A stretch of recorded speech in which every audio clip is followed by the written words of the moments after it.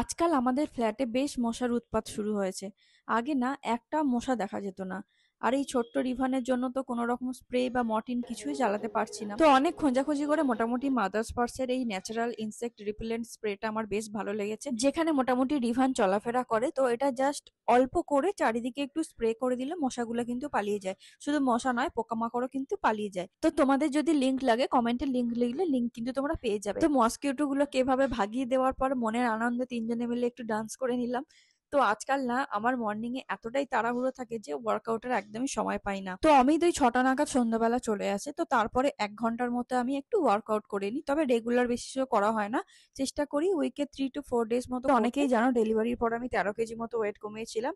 আর workout করাটার সাথে না আমি ভীষণভাবে হ্যাবিচুয়েটেড। ওয়ার্কআউট ছাড়া কিন্তু আমি একদমই সারা সপ্তাহের এনার্জি পাই না। তো ওয়ার্কআউটের থেকেও মেইন ফোকাস হচ্ছে ডায়েটে আমার থাকে। অবশ্যই সেটা হেলদি এবং ব্যালেন্স ডায়েট হতে হবে, যেটা তোমরা এখন দেখতে পাচ্ছ।